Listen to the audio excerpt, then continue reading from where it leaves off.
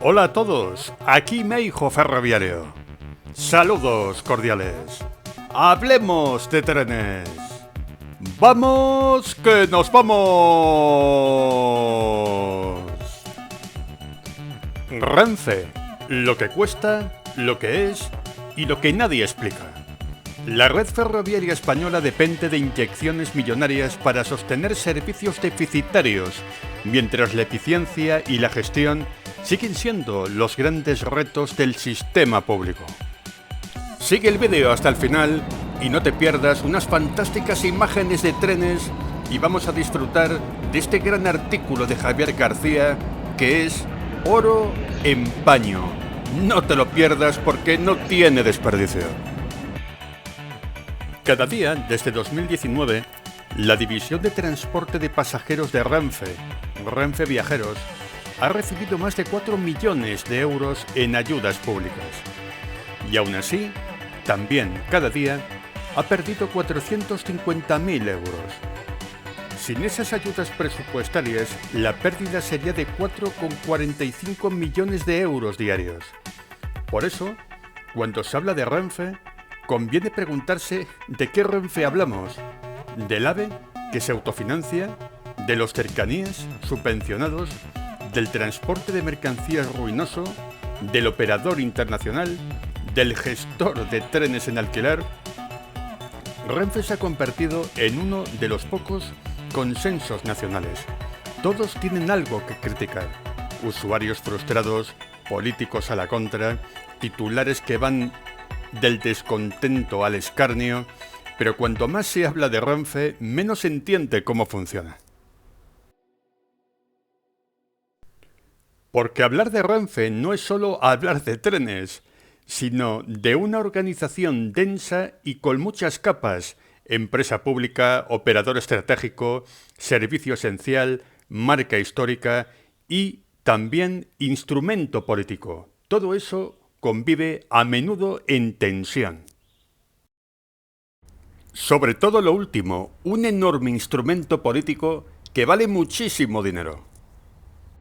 Un entramado que es extremadamente complejo porque está hecho a la medida del político y de todos los estómagos agradecidos que viven en esta empresa, que viven de enormes salarios que pagamos el resto de los españoles. Y además, una Renfe que ni siquiera da un servicio decente en la mayoría de España. Como vamos a ver, todo se lo lleva la alta velocidad y prácticamente nada el ferrocarril de todos los días, que es el público, social y el verdaderamente importante. Tren de la serie 598 en la estación madrileña de Vicálvaro. Dentro de Renfe confluyen problemas estratégicos y de gestión, un liderazgo empresarial con muchas conexiones políticas, una transformación digital pendiente, una liberalización del transporte ferroviario que ha generado serios desafíos para adaptarse, estructuras de gestión rígidas, culturas heredadas no menos rígidas y relaciones laborales muy complejas. Y, como en muchas empresas públicas, las decisiones no siempre responden a una lógica empresarial, sino político-electoral. Los ciclos políticos dictan ritmos que erosionan visión, bloquean reformas y castigan a la competitividad. Por esta razón, este es el inicio de una serie de artículos donde abordaré algunos de los problemas estructurales. Desde aquí quiero agradecer mucho al diario El Confidencial que se atreva a hablar del tema ferroviario en profundidad, que considero son críticos y desde una perspectiva financiera en Renfe. Y es que una empresa, da igual que sea pública o privada, no es más que una secuencia interminable de microdecisiones. Fijar precios, elegir proveedores, contratar o despedir, invertir o ahorrar. Todo está conectado. Ingresos, gastos, inversiones, y todo converge en un punto ineludible, la caja. ¿Cuánto entra? ¿Cuánto sale? ¿Cuánto necesitas para sostenerte? Esa es la esencia de la gestión. Un sistema ferroviario español que llevo denunciando desde hace mucho tiempo, que está basado únicamente en la construcción de grandes obras que generan jugosos beneficios y jugosas comisiones ilegales, mientras que el mantenimiento y la gestión del ferrocarril prácticamente no tiene importancia para estos políticos amantes del buen comer, amantes del buen beber y amantes de las buenas compañías femeninas a cargo del erario público. Tren de la serie 730 de Renfe entrando en la estación de Zamora. Uno de los trenes duales o híbridos de la compañía. Mientras que sus directivos y otros comedores y bebedores que le rodean viven muy bien, en el oeste español nos faltan trenes. La diferencia es que en una empresa privada el riesgo y el coste recaen sobre sus dueños, mientras que en una empresa pública estos se reparten entre todos los ciudadanos. Y ahí surge la paradoja. Cuando algo es de todos, a menudo se gestiona como si no fuera de nadie. Por eso, las empresas públicas necesitan modelos de gestión escrupulosos, con incentivos claros y controles firmes, para no deslizarse hacia el lado oscuro de la ineficiencia y acabar en la ruina económica. Y en este contexto, Europa lo tiene claro. El tren es prioridad, no solo por el clima. La Comisión Europea lo define como la columna vertebral de una movilidad moderna e inclusiva. Es el único medio de transporte que ha reducido sus emisiones desde 1990 y bien gestionado es clave en la movilidad interna de cualquier país. España presume de músculo, más de 3.800 kilómetros de alta velocidad en servicio por delante de Francia e Italia. Pero esa potencia convive con cercanías envejecidos y un uso residual en muchas zonas. En términos de cuota de movilidad, España se sitúa por debajo del 7%, lejos del 10% de Austria o Francia. Y mientras la red se expande, el coste se acumula. Renfe como ecosistema. Renfe no es una empresa convencional. Es un entramado público con filiales, capas de responsabilidad y una arquitectura que combina negocio, servicio público y gestión institucional, bajo una misma marca. En definitiva, que no se sabe ni lo que es. Formalmente se llama Entidad Pública Empresarial Renfe Operadora, actúa como matriz del grupo y como su cerebro financiero. Desde 2014 está organizada como un holding con 5 filiales, cada una con su propio papel y sus propias grietas.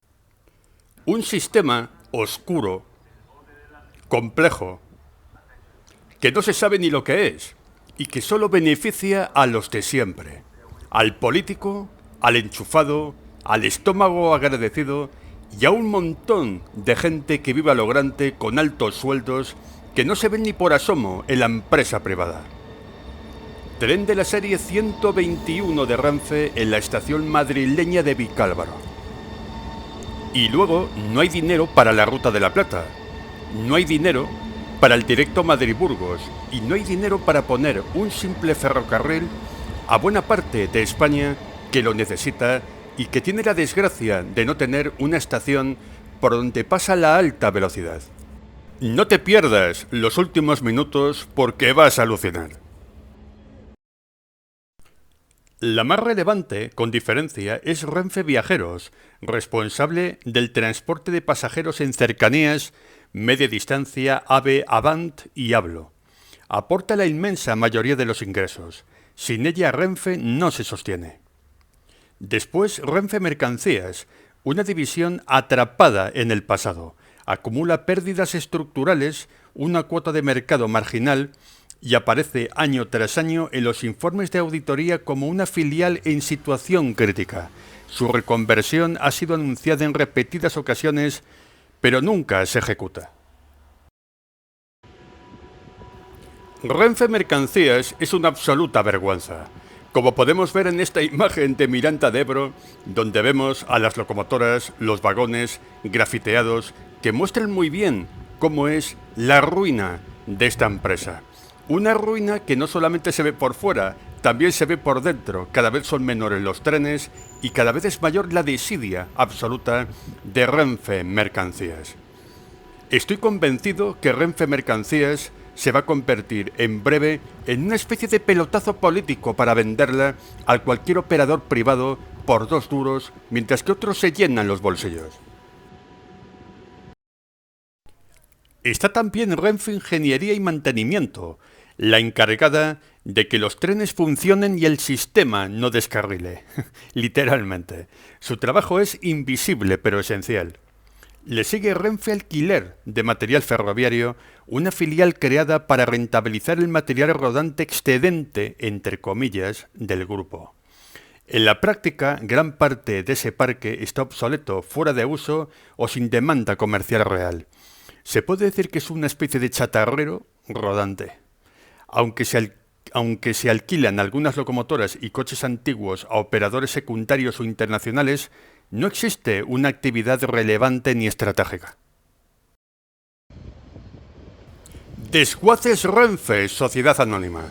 Durante mucho tiempo los aficionados hemos hablado esto de la operadora, que muchas veces parece un desguace de trenes, un destructor del ferrocarril, que una compañía puramente ferroviaria. Pero como podremos ver en las siguientes imágenes y en los siguientes textos, el negocio de Renfe es otro.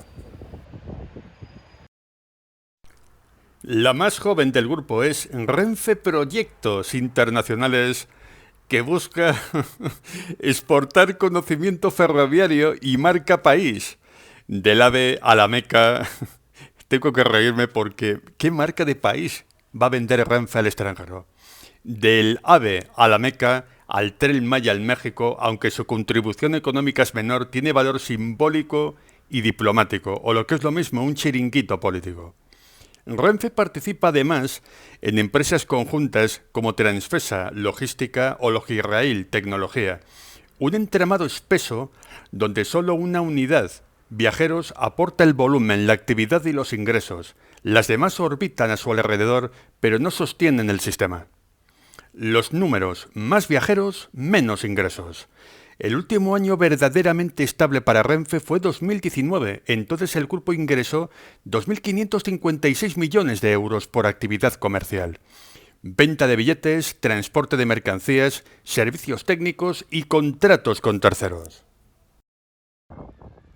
La cuestión es, ¿qué tipo de Renfe queremos los ciudadanos? La Renfe que queremos, los aficionados, los entusiastas, los usuarios, nada tiene que ver con la Renfe de los politicuchos de poca monta que dirigen esta empresa. Tren de la serie 104, saliendo de Madrid-Chamartín. La alta velocidad da pingües beneficios y el 80% del ferrocarril español necesita de subvenciones públicas para poder sobrevivir. ¿Qué queremos hacer? Luego llegó la pandemia y con ella un desplome serio. En 2023 los ingresos cayeron un 28,5% hasta los 1.827 millones de euros. Aún no hay datos consolidados de 2024, pero la tendencia es clara, el modelo de ingresos no ha vuelto a ser el mismo. La causa no es un misterio. Abonos gratuitos, descuentos generalizados, liberalización del AVE y la presión en los precios, y una demanda que, aunque ha vuelto en volumen, no ha regresado en rentabilidad. La siguiente pregunta es obvia, ¿y los gastos? Y la respuesta lo es aún más. No solo no se han ajustado, sino que han crecido. Son muchos los lamebotas y estómagos agradecidos de las redes sociales que han defendido la supresión de las paradas de AVE en Castilla y León y también la eliminación de servicios esenciales por considerarlos poco rentables. Pero lo cierto es que tampoco la alta velocidad es rentable, como veremos en las próximas imágenes. Tren de mercancías pasando por Valladolid con una locomotora de la serie 253 que milagrosamente no recibió ningún grafiti. Suciedad es lo que hay en esta empresa, no solamente por fuera, también por dentro.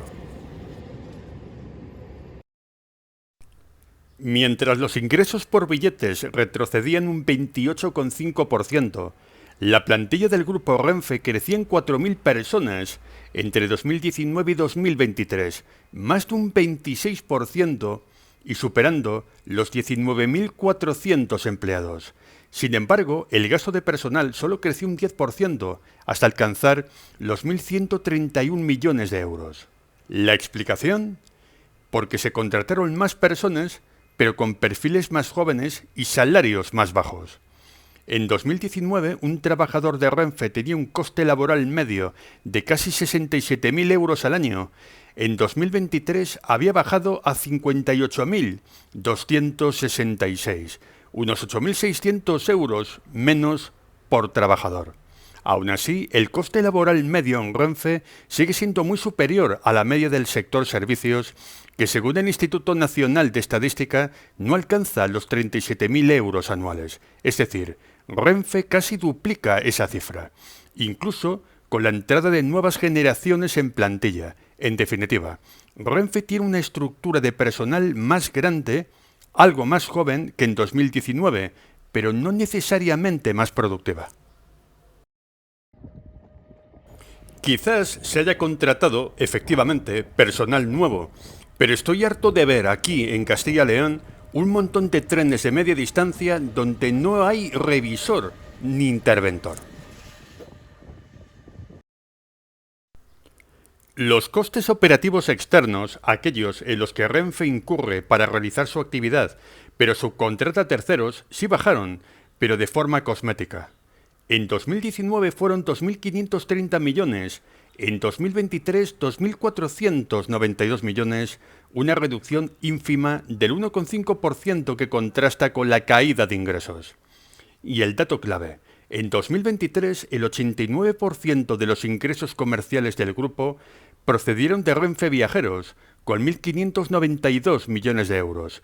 El transporte de mercancías apenas generó 183 millones. Todo lo demás, alquiler de trenes, consultoría internacional, servicios auxiliares, no suma ni el 3%. Es decir, Renfe es una empresa de pasajeros, lo demás es ruido contable.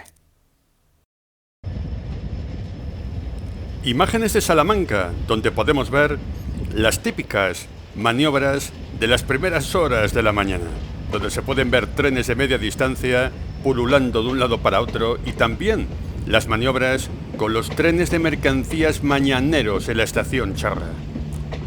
Aunque hayan bajado los salarios, Renfe es una empresa que tiene salarios muy por encima de la media nacional, pero su productividad es escasa, pero nula. Como veremos más adelante, también la mayoría de los itinerarios de Renfe son OST, obligación de servicio público. Por lo tanto, Renfe no debería de centrarse en buscar una rentabilidad prácticamente imposible en la alta velocidad, sino centrarse en un servicio público de tipo subvencionado. La conclusión es incómoda, pero inevitable. Renfe ha perdido 3 de cada 10 de sus ingresos comerciales, pero no ha adaptado su estructura, ni ha recortado plantilla, ni ha rediseñado su modelo operativo. Y cuando una empresa pública no ajusta sus costes a su realidad, el déficit deja de ser coyuntural, se convierte en el sistema. Por esa razón, lo que ha sostenido a Renfe no ha sido la eficiencia, sino una transfusión presupuestaria.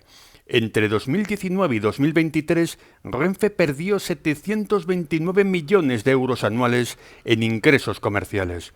Y a la vez, las subvenciones públicas se duplicaron. Pasaron de 934 a 1.909 millones de euros al año. Lo que el mercado dejó de aportar lo cubrió con creces el presupuesto del Estado. Y esto explica que la mitad de los ingresos del grupo Renfe procede directamente de la administración pública. En el caso de Renfe Viajeros, la cifra es aún más relevante. 7 de cada 10 euros de ingresos son del Estado o de las comunidades autónomas. O lo que es lo mismo, no son ingresos, es simplemente vivir del cuento, del maná del dinero público. Invisible en balance, pero lo pagamos todos. La empresa no está exenta de riesgos. Cada año, la Intervención General de la Administración del Estado y el auditor externo repiten el aviso. Renfe convierte los riesgos contables estructurales que no se corrigen y eso distorsiona la imagen real del grupo. Lo corregirán en la auditoría de 2024. Queda demostrado, aunque era sabido desde hace muchos años, que aquí el único negocio de Renfe y del ferrocarril español en general es la subvención pública. Las subvenciones multimillonarias del Estado, también de algunas comunidades autónomas y, por supuesto, de los fondos europeos, que muchos de ellos van a la construcción de carísimas obras de alta velocidad, que es donde está realmente el negocio. Se puede decir que Renfe no deja de ser una empresa de tercera clase dentro del transporte que sirve para justificar las enormes y carísimas obras de infraestructura de alta velocidad, que es donde está el negocio de verdad, tanto el legal como el ilegal. El negocio de las constructoras, políticos, comisionistas, intermediarios y muertos de hambre de tomo y lomo que se arriman a esa empresa para conseguir lo suyo. 1. Renfe Mercancías, un agujero latente de 340 millones. Es el caso más evidente. En el activo, Renfe Mercancías figura con un valor contable de 376,9 millones de euros, pero su patrimonio neto real no llega a 38 millones, es decir, vale 10 veces menos de lo que refleja el balance. Año tras año, la filial genera pérdidas crónicas, no realiza el obligatorio test de deterioro de activos y los auditores lo señalan. Pero nada cambia, el agujero contable acumulado puede ser de 340 millones de euros. 2. Arabia Saudí, ingresos en el aire. En 2023, Renfe reconoció 43 millones de euros de ingresos por el proyecto de alta velocidad entre La Meca y Medina y mantiene 138,9 millones pendientes de cobro. El problema, no hay garantías de que se cobran. El contrato ha acumulado impagos y tensiones contractuales. La ruina de la alta velocidad, que no solamente es en España, estamos viendo que también es ruinosa en otros países. Pero los ingresos se reconocen como si fueran seguros, aplicando estimaciones internas. Si el proyecto no se cobra o si hay que deteriorar activos, las pérdidas no las asume Renfe, las asume el Estado. Estos casos no son excepcionales, no son excepciones contables. Son señales de un sistema donde el riesgo empresarial se traslada al contribuyente, lo que no encaja en el balance, más de 500 millones. Terminará encajando en los presupuestos generales del Estado.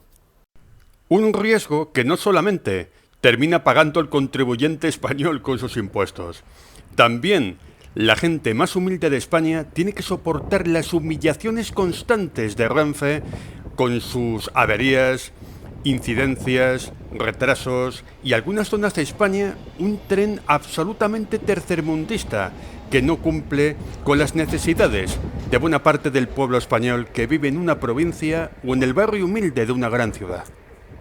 Si Renfe da pérdidas, que esas pérdidas vengan de los servicios subvencionados para la España vaciada o para las cercanías de las grandes ciudades, pero no del choriceo. ¿Cuánto dinero público hace falta? Entre 2019 y 2024, las administraciones públicas han destinado más de 18.000 millones de euros a nuestro sistema ferroviario. Eso implica una media de 8,3 millones de euros al día. Es decir, el sistema ferroviario español depende estructuralmente del presupuesto. No es una opción política puntual, es un diseño del modelo. ¿Pero dónde salen? ¿Pero de dónde salen esas cifras? 1. Adif Infraestructura financiada desde arriba. El gestor de infraestructuras Adif ha recibido en este periodo 9.081 millones de euros, la mayoría procede de aportaciones del Estado, 4.600 millones, y fondos europeos 2.500 millones. Al final acabamos siempre en los fondos europeos y en las subvenciones públicas. Solo en 2024 Adif ejecutó 1.484 millones de euros en inversión, de los cuales el 97% se destinó a infraestructuras básicas. Sus ingresos por cánones ferroviarios, 620 millones, no cubren ni las amortizaciones. Es un modelo diseñado para ser financiado, no autofinanciado. Filiales menores, pérdidas tapadas con ayudas. Excluyendo viajeros, el resto del grupo ha recibido al menos 215 millones adicionales para proyectos de digitalización, mantenimiento, innovación y para tapar pérdidas recurrentes, especialmente en divisiones como Renfe Mercancías. El negocio ferroviario queda muy claro que está en la construcción de grandes infraestructuras con contratos multimillonarios donde aquí roba el tato, donde hay fondos europeos, fondos del Ministerio de Transportes, están involucradas las grandes constructoras y hay una fila enorme de comisionistas, de ladrones, mangantes, sinvergüenzas y toda la fauna y flora española típica dispuesta a robar hasta el último céntimo. Este es el negocio ferroviario, aunque duela. Renfe Viajeros, corazón subvencionado. Pero el agujero negro es Renfe Viajeros. La filial ha recibido más de 9.000 millones de euros en subvenciones durante el mismo periodo. Su función es clara: cubrir el déficit estructural de operar cercanías, media distancia y servicios no rentables. En 2024, Renfe Viajeros transportó a más de 562 millones de personas con casi 1,5 millones de trayectos diarios. Trenes que cruzan ciudades, conectan pueblos y llenan andenes. Pero hay una pregunta que casi nadie se hace. ¿Cuánto cuesta realmente poner en marcha ese servicio? Ese año, Renfe Viajeros ingresó 1.684 millones de euros por venta de billetes, pero mover esos trenes costó 3.706 millones. La cuenta es simple. Cada viajero de media generó 2,99 euros de ingresos, pero costó 6,42 euros. La diferencia, 3,43 euros por trayecto. No la paga el viajero, la paga el Estado. Y esta media esconde dos mundos paralelos, uno eficiente y liberalizado y otro masivo y deficitario. Moratoria a la alta velocidad ya. Alto y claro, para que se nos entienda bien. Basta ya de inversiones multimillonarias que al final los beneficios se los acaban llevando las grandes constructoras, los politicones del 3 al 4 y los comisionistas de mala muerte que se unen a ellos. Y más inversión en el ferrocarril convencional y en un servicio de calidad para toda España, no que unos pocos tengan AVE y el resto el tren burra o el no tren, que es peor. El AVE, rentable en marcha, deficitario en origen. El AVE y su versión low cost, hablo, opera en régimen comercial de mercado, compite con Ouigo e Irio, fija precios libremente y no recibe subvenciones estructurales, bueno, entre comillas, salvo campañas puntuales como los abonos jóvenes. En 2024 transportó 35,2 millones de pasajeros. Generó 1.365 millones de euros. El precio medio por trayecto fue de 38,75 euros sin IVA. El coste medio por viajero fue similar, es decir, el AVE cubre sus costes operativos. El servicio AVE de Renfe no pierde dinero en su funcionamiento diario, pero esto no lo convierte en una empresa privada, porque el AVE circula sobre infraestructuras construidas con dinero público. Líneas, estaciones, viaductos, electrificación, señalización, expropiaciones, todo financiado por el Estado. En este sentido, el AVE se parece más a una autovía que a un negocio. Su eficiencia operativa no borra su origen subvencionado y no tiene que devolver la inversión que se ha pagado con dinero público. Aún así, es la línea de negocio más solvente y profesionalizada de Renfe. El Cercanías, vertebración social en números rojos. En el otro extremo está el Cercanías. 9 de cada 10 pasajeros de Renfe se mueven en cercanías o media distancia. Pero esos trayectos no se sostienen financieramente. No están diseñados para ser rentables. Esto explica que en 2024 Renfe Viajeros recibió 2.611 millones de euros en subvenciones para operar estos servicios, no para invertir, no para crecer, simplemente para tener oxígeno y sobrevivir. Más pasajeros, menos ingresos, la paradoja del éxito subvencionado. A primera vista todo parece ir en la dirección correcta. Los trenes se llenan, la demanda crece, el servicio se universaliza. Bueno, digamos que sí. En términos sociales es un triunfo. Más personas acceden al transporte ferroviario que nunca, pero basta con mirar los números para comprobar que ese éxito tiene una contrapartida incómoda, el coste público. En 2019, Renfe Viajeros ingresó 2.309 millones de euros por la venta de billetes. 5 años después, en 2024, la recaudación cayó a 1.684. Es decir, 625 millones menos, una caída del 27%. El dato podría resultar comprensible si la demanda también se hubiera hundido tras la pandemia, pero ocurrió justo lo contrario. El número de pasajeros pasó de 535 millones en 2019 a más de 562 millones en 2024. Más usuarios pero menos ingresos. Y el motivo hay que buscarlo en la política de precios. Durante estos años el sistema ferroviario español ha aplicado una estrategia de estímulo basada en descuentos masivos, abonos gratuitos y campañas de fidelización con un claro objetivo: priorizar el acceso universal al servicio. La medida ha sido eficaz en términos sociales y de movilidad, pero ha tenido un impacto directo en la cuenta de resultados.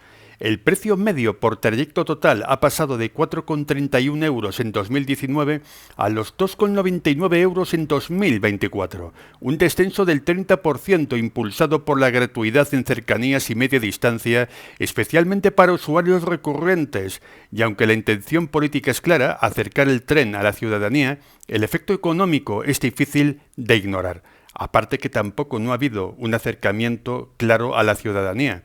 Estamos viendo la supresión de servicios y de paradas, sobre todo en el oeste español. Mientras tanto, los costes operativos no se han movido en la misma dirección. En 2024, operar Renfe Viajeros costó 3.706 millones de euros, el doble de lo que se ingresó por billetes. Este modelo no es fruto de la inercia, sino de una política deliberada. Se estimula la demanda sin reformular el gasto, generando una brecha estructural que solo puede cerrarse con subvenciones crecientes. El riesgo es evidente. Si no se revisa con una mirada estratégica el sistema, puede volverse financieramente insostenible. La paradoja aflora por sí sola. Cuanto más se utiliza el tren, salvo el AVE, mayor es el déficit que genera. Y esa ecuación, si no se corrige, acabará limitando la capacidad de inversión, mejora y expansión del propio sistema. La solución aparente, subir precios, no resulta tan sencilla. ¿Cuántos usuarios asumirían el coste real del trayecto? ¿Cuántos seguirían utilizando el servicio si desaparecen los descuentos y abonos gratuitos? ¿Qué político asume el coste electoral de tratar a los ciudadanos como adultos? Excelente pregunta. El equilibrio entre accesibilidad y sostenibilidad financiera sigue sin resolverse. Es cierto que, por lo general, la explotación ferroviaria, no solamente en España, también en Europa, no sale rentable. El ferrocarril no es una empresa normal y corriente, como muy bien dice el autor de este artículo. Y además el AVE es cierto que cubre los costes, pero tampoco da beneficios, ya que son muy pequeños y solamente cubren los costes. ¿Quién paga el tren deficitario? En muchos países europeos hay una verdad asumida. El tren no siempre es rentable, pero casi siempre es necesario, sobre todo en trayectos de baja demanda, zonas rurales o regiones sin alternativas de transporte. Es ahí donde aparece un concepto clave, la obligación de servicio público, más conocida por sus siglas OSP. Un servicio ferroviario bajo OSP no se presta porque dé beneficios, sino porque cumple una función social, territorial o ambiental. Lo financian los estados y en algunos casos también las regiones, para asegurar que nadie quede desconectado. Es una herramienta potente, pero también una factura silenciosa. Según la Comisión Europea, en 2022, más de la mitad de los trayectos ferroviarios de la Unión Europea, concretamente el 58,7% de los pasajeros kilómetro, fueron operados bajo contrato público OSP. Es decir, no por lógica de mercado, sino por decisión institucional, un modo de garantizar que el tren llegue donde la rentabilidad nunca llegará. España va incluso más allá.